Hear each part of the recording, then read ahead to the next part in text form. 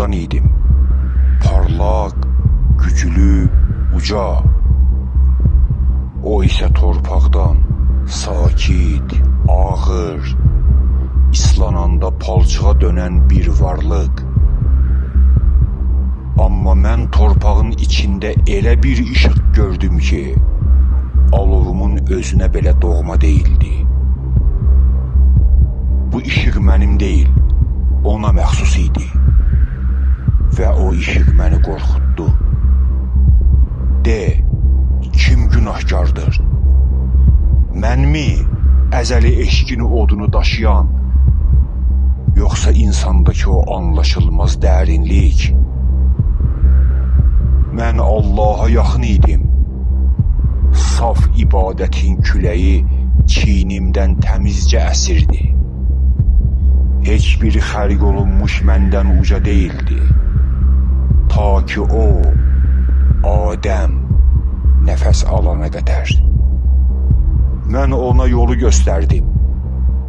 Qaranlığın pıçıltısını, seçimlərin acısını, qadağanın cazibəsini, günah qapısını mən açdım, bəli.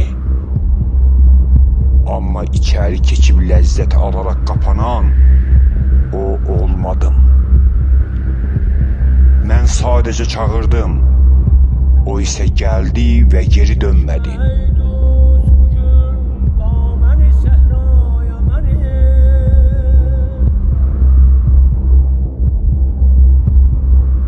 İnsan qəribədir.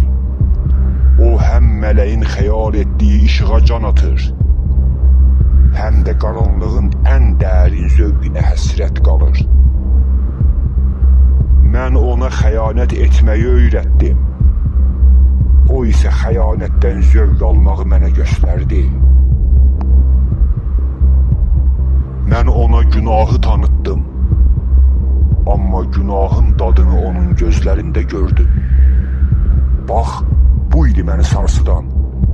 İnsanın içində gizlənən o sir, həm paklıq, həm də alçaqlıq üçün yaradılmış iki qütblü ruh. Mən inadımla cəzalandım, amma insan arzularıyla. Mən üsyanımla yıxıldım, amma insan özünü sevməsiylə.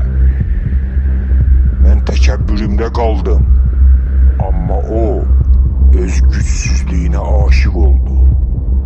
İnsan mənim gördüyüm ən gözəl və ən qorxulu yaradılışdır. Onu sevmədim, amma ona valeh oldum.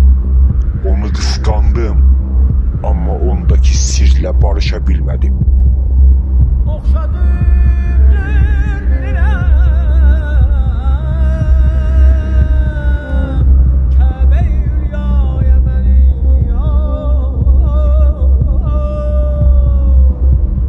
Mən özümü bilirdim.